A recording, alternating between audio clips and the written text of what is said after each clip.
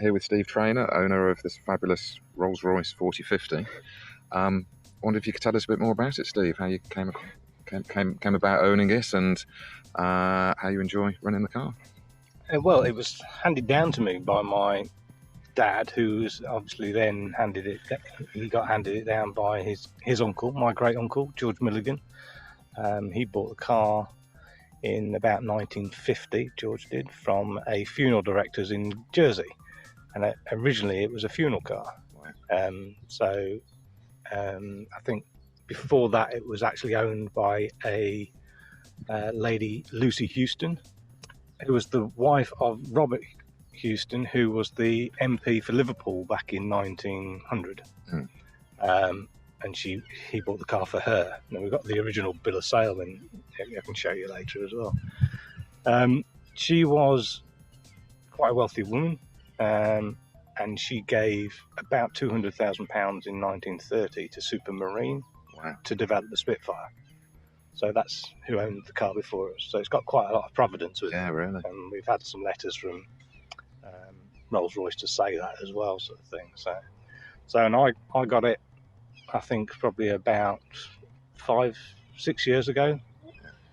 Dad passed it back to me, and I've just loved it ever since. It's just great fun to drive. It's, if you've got a car, it's a car was meant to be driven. It's not meant to be put in a showroom and just sort of polished every day and sort of wheeled out, to have a look at.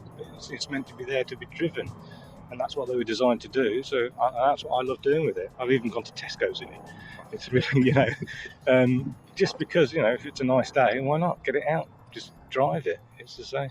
So when was the last time you went out in it? Last time we went out on it was about 3 weeks ago. We went out, and it was a lady's 102nd birthday, and we took her out in the car. But the car's older than her, so the car's 104 years old. So we took her out to the seaside and had a nice time. She was just a lovely lady and really enjoyed having a nice old ride in an old car. So. That's fantastic. So you've got some great bits of paperwork here. I love the manual here referring to the chauffeur, because it was obviously a very aristocratic vehicle to have. Yeah, I mean, that is that's just a copy, obviously, so I can get my greasy fingers all over it when I'm trying to look through it, and we do some of the maintenance ourselves. This is the Haynes manual of his day. The Haynes manual of his day, but yeah, it was given to Rolls-Royce owners, and it tells you everything that you need to know: where to grease, how often to oil it. Yeah.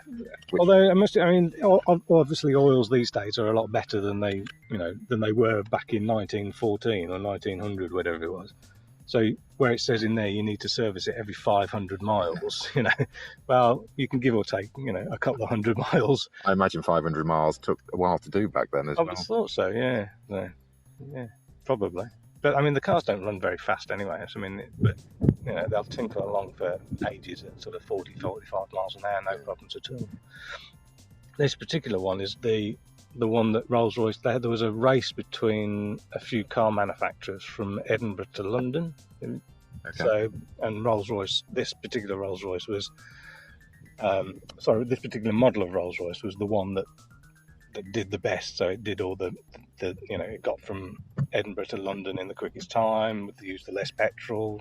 Oh, they even monitored the fuel so it's all that sort of side of things as well. So, and I think at the time it was one of the fastest cars around. I think there's somewhere, if you need to have a research on it, but at Brooklands, the track at Brooklands, I think that car reached over 80, 90 miles an hour sort of thing at Brooklands. Wow, that's going for it. It is a bit, yeah. Because the 4050, I didn't realise, relates to the power, doesn't it? Well, it's part of it is about their taxation.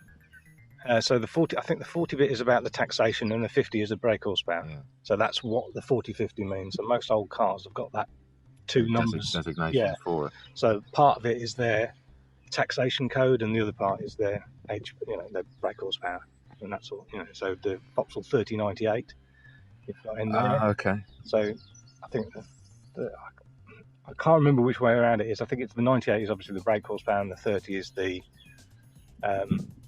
category of taxation that car would come into. So, and that's what it was. Yeah. So you were telling me earlier about it being coach built, and obviously when there's some images here in the in the manual about, you know, the chassis and the engine, which was the original specification, and then it went off and got. Yeah, so when you bought a car from Rolls-Royce, or you went to you know, like a car showroom, you never bought a complete car. You only bought the chassis and the engine. So then you would have to go and take it to a coach builder to get the bodywork put on it. So the one that we've got on there at the moment is it's a Coles body. So that's Coles of London. So this is the one that the royal family used for all of their Rolls Royces and everything. So, and there's a plate on the side of the car that says Coles of London, sort of thing. So yeah. And how do you find maintaining it? Because you do a lot of the work yourself. We do quite a bit of it ourselves. Large stuff we can't really do because obviously, but mainly sort of plugs, points, oil changes, general maintenance, and sort of like we do that ourselves. Yeah. So, and it's just great fun. You know, it's just the actual mechanical side of it and the engineering side of it. It's phenomenal to have a look at. You know, just to think that some bloke in Derby was actually on a lathe trying to make all of this by hand, and it's just everything fits perfectly together. And have you had to have much work done, sort of that you can't do yourself? Is it? Yeah, we had to have the clutch refurbished and an exhaust put on. So you know, you can't just go into Quick Fit and say if you got an exhaust for this Rolls Royce, mate. So the tyres we have to send away for special as well. That's a different company. But apart from that, no. I mean, a lot of the stuff that we've got on that car is original. Yeah, I was going to say you've had a few modern upgrades, but so what sort of things have you had to have done? So we've had Uncle George did this. He put an electric start on it, and so obviously he's put the electric indicators on it as well, sort of thing. So. And that's about it, really. Keep it to a minimum. Yeah, try and keep it to a minimum. And how do you feel about upgrading classic and vintage vehicles? I think the modern roads, things obviously you need things like indicators. I mean, they are old style indicators, you know, and they don't flash as well as the new modern ones do. But you still kind of feel as though you need them on, you know, just as a safety point of view more than anything else. And particularly, do you want to be cranking a car every day? No, I guess. Yeah. Certainly give you a good workout. Yeah, exactly. So the electric start is just an easier way of getting the car started and up and running. Really. Yeah. So. And the 4050, that's the predecessor to the Ghost, which I think. Well, the 4050 is classed as a silver Ghost. Yeah. Proper enthusiasts like to call them 4050, but after about 1920, I think all cars at the 4050 got classed with this silver Ghost.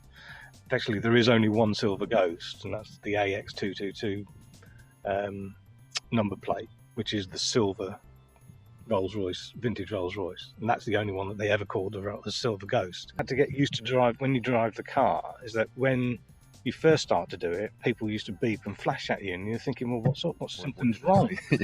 And you then suddenly realise, well, actually, no, they're not beeping because there's something wrong. They're beeping because they've seen the car, they like it, they're having to wave, or, you know, and you get lots of people waving and, you know, all that sort of side of things. So.